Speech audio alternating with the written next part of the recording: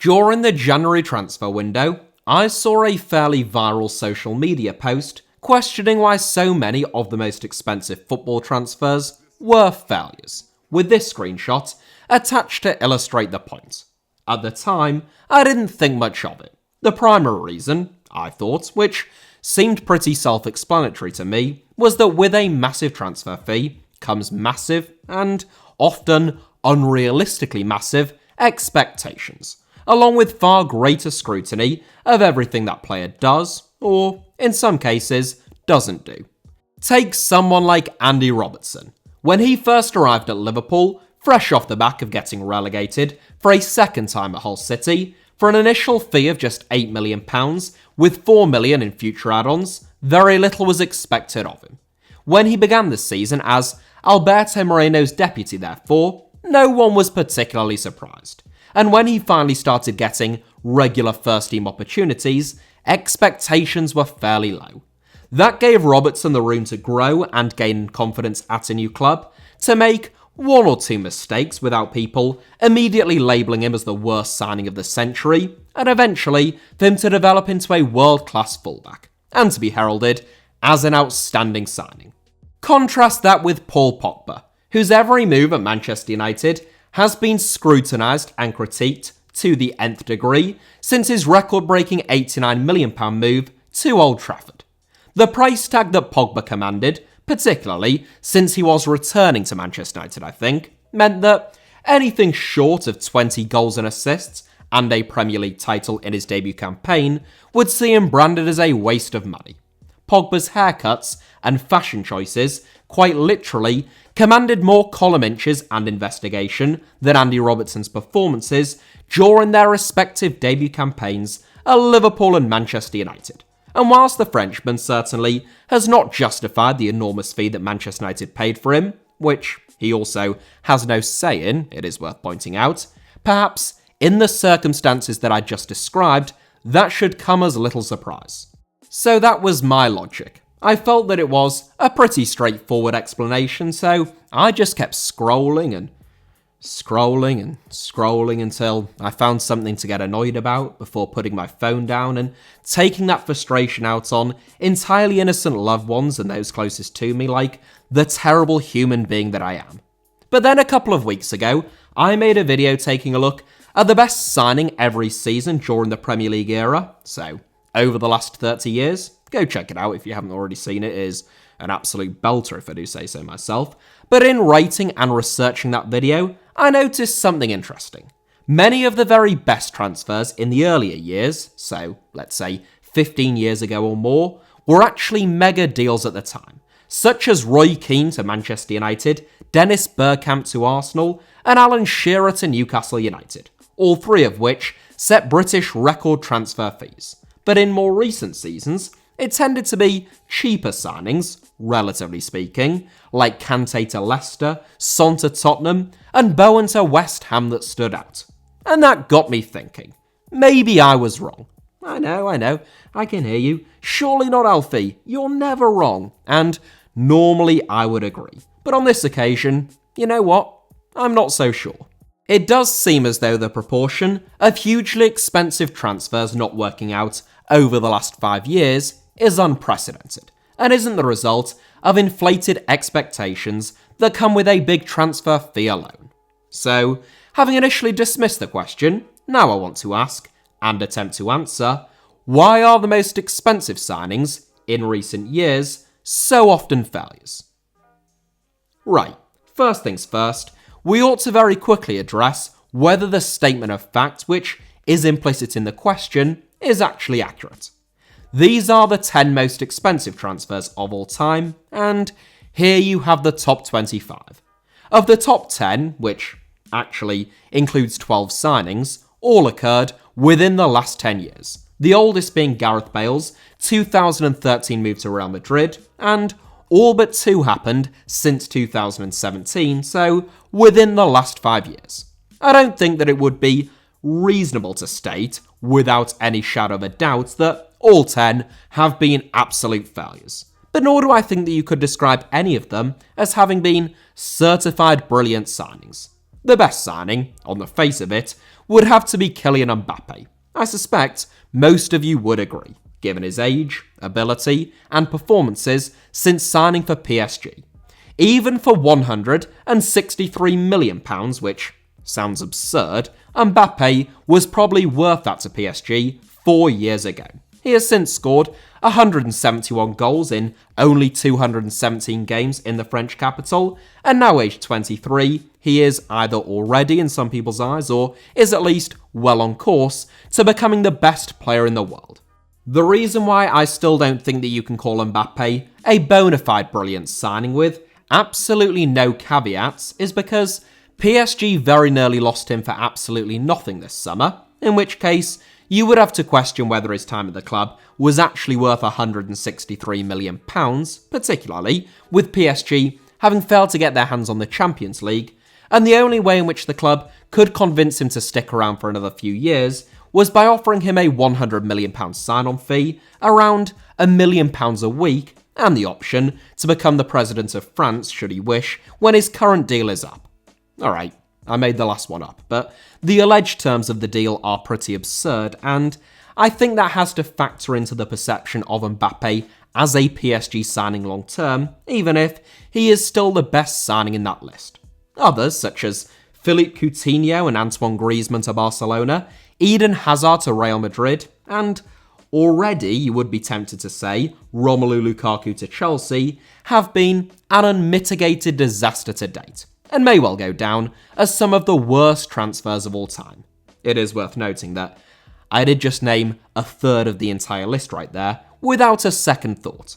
Gareth Bale, it must be said, would have been an undeniably brilliant signing had Real Madrid sold him 3 or 4 years ago for a significant fee, which they could very realistically have done, but the last few years has undoubtedly sullied his reputation at the club, and he has also cost them an absolute fortune during that time, whilst contributing very little, which is partly his own fault, I think, and partly Real Madrid's fault, but we don't want to get into all of that now. I think that would probably require a whole video on its own.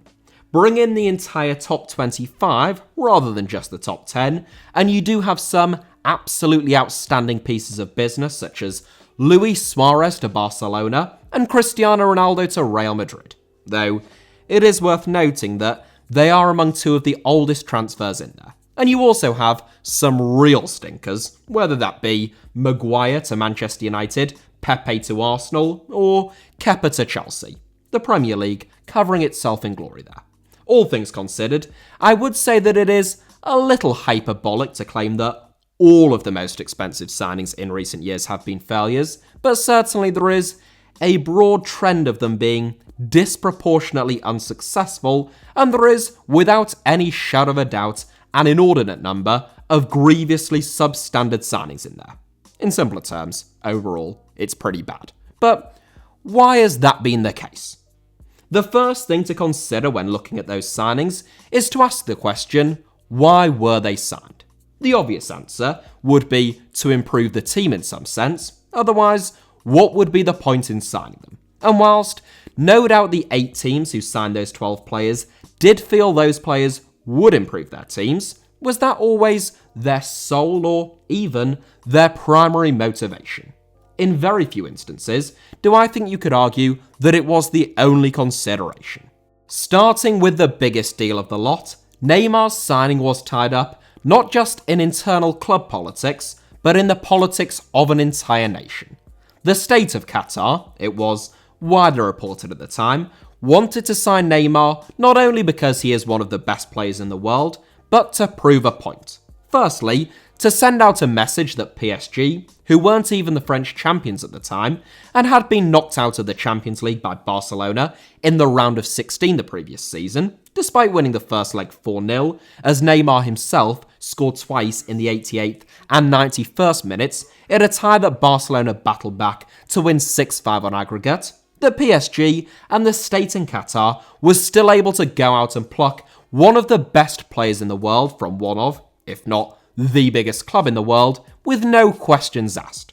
It was almost as if, having been humiliated by Barcelona in the Champions League, PSG wanted to give the Catalan giants a bloody nose. It was a marquee signing, not just for PSG, but for the state of Qatar. Since then, Neymar has become the face of Qatar Airways and the Qatar National Bank, and we ought not overlook the fact that Neymar is one of the most marketable athletes in the world, and the most marketable in South America. When you look at PSG's transfer policy through the lens of what the Qatari state hopes to achieve by owning the club, lots of their business becomes easier to understand. Last summer is perhaps the most obvious example, as the Parisians went all out to sign the likes of Lionel Messi and Sergio Ramos on enormous contracts. Two wonderful players, obviously, but both in their mid-30s on crazy salaries. The justification behind this short-termism was the Qataris' master plan of winning the Champions League during the same year, 2022, that Qatar will host the FIFA World Cup. Of course, that plan didn't work out, partly because managing a football club and dictating its transfer policy on the basis of what is best for the PR of a tiny oil-rich dictatorship in Western Asia, and they are going to hate me for saying this, probably isn't the wisest or most prudent way in which to run a football club. PSG are not alone though. When you look at the mega deals sanctioned by Barcelona and Real Madrid, they are wrapped up in politics. At clubs where socios elect their presidents, presidential candidates become populist politicians. They want to please voters and wow their electorate, so that means telling them what they want to hear during election campaigns, making bold or outlandish promises, and often prioritising your own job security over the security and future well-being of the club itself. Barcelona is a particularly clear example of this, along with the big three in Turkey, as I recently covered in a documentary. Some of you may be old enough to recall that Florentino Perez, when he was first elected as Real Madrid president in the year 2000, had been successful in large part during that election campaign because of his promise to sign Luis Figo, who won the Ballon d'Or that year from arch rivals Barcelona. When Perez became president and Barcelona refused to enter into talks to sell Figo, which you'd have to say is pretty unsurprising, Perez had little option but to trigger Figo's release clause, an eye-watering and world record-breaking £37 million, or immediately draw the ire of Real Madrid fans for having failed to fulfill his election pledge. So that is exactly what he did. Similarly, when Joan Laporta first became Barcelona president 3 years after that, his big election promise had been to sign David Beckham, putting him in a rather awkward position when Beckham decided to join Real Madrid instead. Had Laporta's Plan B signing of Ronaldinho not proved to be such a stunning addition for Barcelona, and indeed a better signing than Beckham would actually have been, he might have found himself rather swiftly out of the job. I think this explains, in large part, why a lot of the mega deals that we see, primarily from the big two in La Liga, are for players who are already very established big names, who are maybe a little older and tend not to have enormous sell-on value. Antoine Griezmann was soon to turn 28 when he joined Barcelona, Eden Hazard was 28 and a half when he arrived in Madrid, and Zinedine Zidane was already 29 when he set a world record transfer fee en route to the Santiago Bernabeu. Compare and contrast that with the smart business that Liverpool have done in recent years, targeting players in that 22 to 25 age bracket, where they aren't totally dependent on as yet unrealised potential, so there is less risk involved, but they still have their best years ahead of them, as we have seen with the likes of Mohamed Salah, Sadio Mane, Diogo Jota, and most recently of all, Luis Diaz. Aside from the political motivations behind some of football's biggest transfers in recent years, how many of them do you think could be described as panic buys? The signings of Ousmane Dembele and Philippe Coutinho, for example, were very clearly attempts by Barcelona to immediately try and mitigate against the impact of losing Neymar to PSG. Juventus's more than £75 million deal to sign Gonzalo Higuain, you have to imagine, would not have happened had they not sold Paul Pogba for £89 million during that same transfer window. Chelsea, having lost Thibaut Courtois for £35 million to Real Madrid just 3 days before the start of the 2018-19 Premier League season, seemed to rush into the £72 million signing of Kepa Arrizabalaga on the same day as his replacement, without giving the deal and the sheer size of that transfer fee, perhaps the consideration that it deserved. After missing out on Kylian Mbappe this summer, there's an awful lot of talk about who Real Madrid should sign instead, with Erling Haaland now out of the equation, having agreed a deal with Manchester City. A whole raft of inferior names have been put forward for ever more ludicrous transfer fees, almost as though if Real Madrid don't sign a €100 million centre-forward this summer, they will be relegated next season. In reality, Karim Benzema has just had the best season of his entire career, bagging 44 goals in 45 games, and Madrid won the La Liga title by 13 points this season, in addition to reaching the Champions League final. Of course, adding Haaland or Mbappe to their ranks would have been nice, don't get me wrong, especially with Benzema being 34, and you cannot sit still in football. But by the same token, sometimes you do just have to sit tight. A lot can change in only 12 months, and next summer, Madrid may well find that a world-class forward has come back onto the market for a not ridiculous fee. What's more, biding your time doesn't just help you in the short term by preventing you from wasting a load of money, it means that in all future negotiations, teams, agents, and players know that if their asks are unreasonable, you won't hesitate to walk away. Manchester City have done a great job of this in recent years, having gone from being the club who everyone felt that they could milk like some massive Emirati royal cow for every penny that they had post-2008, to one that is notorious for walking away from deals and not getting drawn into potentially reckless bidding wars. Alexis Sanchez and Cristiano Ronaldo being two high-profile examples of that. Again, on the panic buying front, Liverpool are a great example in recent years of how to get things just right. When the Reds sold Philippe Coutinho mid-season for between £105 to £142 million, subject to add-ons, they didn't go out and splash £100 million plus on a direct replacement. But instead, they spent that money on two players that they already wanted in positions they knew that they needed to strengthen in more, despite losing their best forward player at the time. Alisson and Virgil van Dijk seem like obvious signings now, but there aren't many teams who would sell a £100 million plus forward or attacking midfielder and not immediately go all out to try and replace them.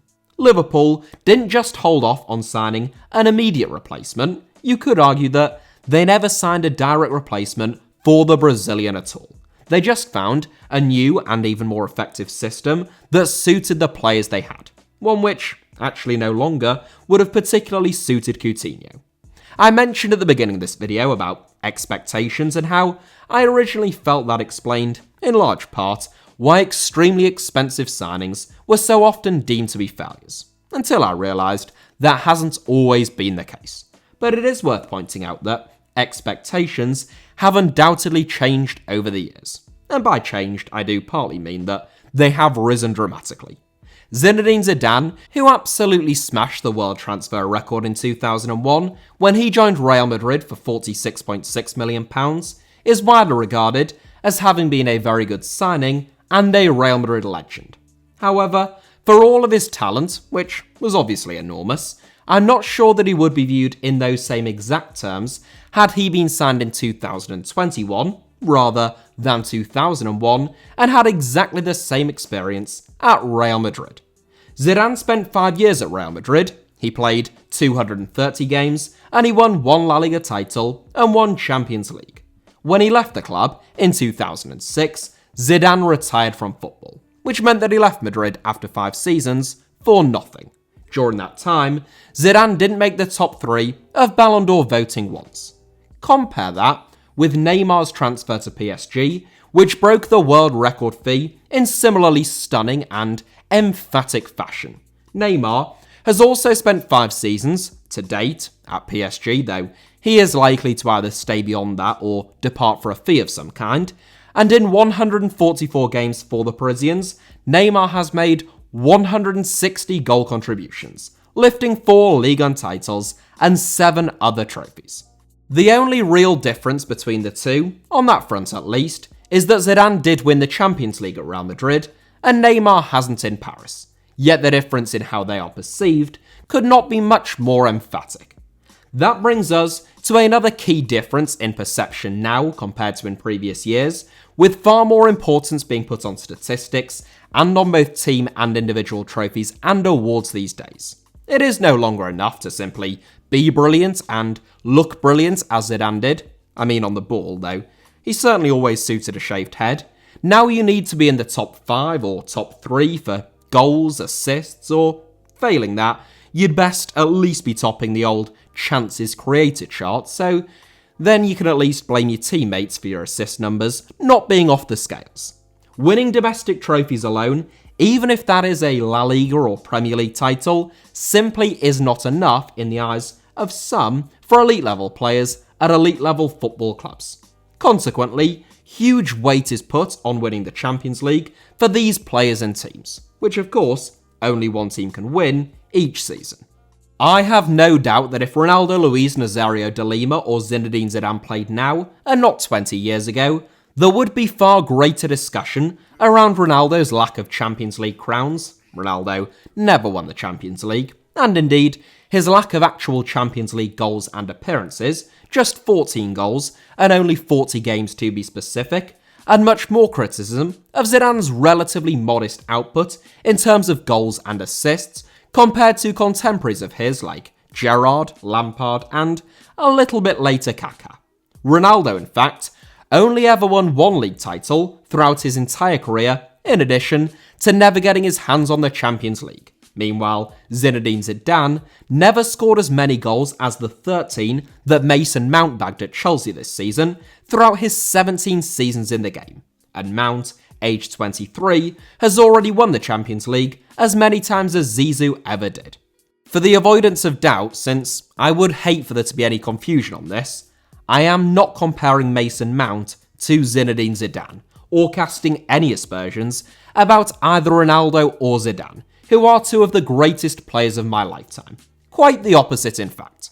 I am merely pointing out what I suspect the discourse would be like and what criticisms would be levelled at them if they played now that were never really made during their actual careers. As I remember it at least, it was just a case of watching them, seeing that they were clearly brilliant, and, well, that was about it. I don't even have to speculate that this would have been the case. We can know for a fact that it would have been, since I have seen the Gerrard or Lampard were better than Zidane argument made online in recent years, on the basis of goals and assists, along with a whole raft of other examples. What's more, whilst I deplore football's obsession with statistics at times, not all statistics it should be said, just largely irrelevant or deliberately misleading ones, and I have spoken about that at length in the past on this channel, I can sort of understand why that is the case. In terms of statistics, they are far more readily available now than they ever have been in the past. Given the resources that we now have at our fingertips, able to bring up virtually any statistic about any player in one of Europe's top 20 or so leagues, it is inevitable that people are going to utilise and, indeed, sometimes weaponise that information. And for the Champions League, it is only natural, I suppose, that as leagues become ever more monopolised or duopolised, dominated as so many are by just 1 or 2 clubs, the Champions League will become a more illustrious prize. I have always maintained that a top-flight league title is the biggest prize and the most important trophy, since it is the one that tests your whole squad across the best part of 40 games, week in, week out, in a physically and mentally exhausting test to identify the strongest team in the land. That is still my belief, at least if you play in one of Europe's major leagues, but it would be foolish of me to pretend that I am not in an ever-diminishing minority of people who hold that view. You need only take a look at the winners of awards like the Ballon d'Or to see how players' performances in the Champions League have been weighted in comparison to performances in other competitions over the past decade. I think football fans have almost been conditioned into this way of thinking, particularly around statistics, and especially if they spend a lot of time on social media. And social media brings me to what I think is a crucial part of this perception, and that is the careers of Lionel Messi and Cristiano Ronaldo and everything that surrounds them. In many respects, Messi and Ronaldo have redefined what is considered to be possible within the world of football. Their numbers, in almost every respect, have been absurd, and the never-ending debates between them, not literally between them, but between their supporters, which have perhaps been the most tedious aspect of world football over the past 15 years, have lent so heavily into statistics that people have used those same statistics, most commonly goals scored and to a slightly lesser extent assists, to try and compare anyone and everyone and to dismiss the talents of a striker who, perhaps, hasn't scored 30 goals in his debut campaign, even if that isn't his only role in the team and his performances have actually been very good. The final point that I want to make is one about time, since I realise that I myself have gone on for rather a long time. I recently spoke on this channel about the fact that Alex Ferguson, after dropping from second place in the 1987-88 season to 11th and 13th in the 2 seasons that followed that, still managed to keep his job, before establishing Manchester United as the dominant force in English football. And I posed the question of which major club would ride out dropping from 2nd to 11th and then 13th without changing their manager now. The answer is none, of course. And the demand for instant impact and instant results is one which applies equally to players and new signings as it does to managers. Football fans are incredibly quick to write new signings off these days, even those who arrive for enormous fees. You have seen that from a lot of people in relation to Jack Grealish in his debut campaign at Manchester City, following his £100 million move from Aston Villa this season. The same thing happened with Matthias de Ligt at Juventus, Jadon Sancho this season at Manchester United, and even Kai Havertz and Joao Felix in their first seasons at Chelsea and Atletico Madrid respectively. There has always been scrutiny on elite level footballers and increased scrutiny on big name and big money signings. But constant media scrutiny, and above all else, constant social media scrutiny, is still relatively new, and it certainly makes things far more intense. Combine that with the fact that now more than ever players are moving to clubs in new countries and continents, having to learn new languages, adapt to new cultures and customs as the game becomes ever more globalised, often at very young ages. With all of this constant noise and scrutiny surrounding them, I don't think that there has ever been more pressure on players, and it creates a set of circumstances where it is very difficult to make a seamless transition and receive plaudits as soon as you arrive somewhere, unless you absolutely hit the ground running and win everything in your debut campaign. Lots of players need time, and whilst it is easy when I made that video looking back 30 years and picking out the best signings, some of whom commanded very large fees at the time, it is all too easy to forget that the likes of Dennis Bergkamp and even Thierry Henry were being labelled as a waste of money by Arsenal in their first few months, before going on to have stunning careers with the Gunners. The same may very well be true of some of the younger players who have gone for massive fees in recent years, who people don't yet consider to be brilliant signings. Luka Modric is maybe my favourite example of this, having been named as the worst signing of the season by Spanish magazine Marca at the end of his first season in Madrid, and now considered to be one of the club's greatest players of all time and one of the world's all-time great midfielders. In another world, Madrid probably cut their losses and sold Modric following his debut campaign, and he goes down forever as having been a bad signing. Oh, and one very final point to add to the last final point that is no longer actually my final point. We also cannot overlook good old-fashioned bad luck. Whilst there is nothing new about fortune and fate in football, if you look at just those top 10 transfers again, it is impossible to deny that, in the case of at least 3 of them, poor fortune has played a major role. Ousmane Dembele is the most obvious example, but equally, Eden Hazard and Gareth Bale have had a pretty miserable time with injuries in Madrid, and you could even throw Neymar into the mix there, in terms of injuries that is, at PSG. Dembele, I often see being talked about in a similar vein to Antoine Griezmann and Philippe Coutinho as an example of Barcelona's recklessness and stupidity in the transfer market under Josep Bartomeu. Whilst I think that is certainly true of Coutinho and Griezmann, which always seem like crazy deals to me for the fees involved, I don't think that it is of Dembele. In his single season at Borussia Dortmund, age 19, Dembele was absolutely outstanding. He looked to have it all, and despite the fee, which was obviously massive, I thought that he was as good as Barcelona could realistically have done in terms of replacing Neymar at the time, whilst also signing someone who you would expect to keep on improving and who could provide the club with 10 years of stellar service. Of course, it has not turned out that way. Dembele has been plagued by injuries at the Camp Nou, but I do think plain old bad luck has been a huge factor in that.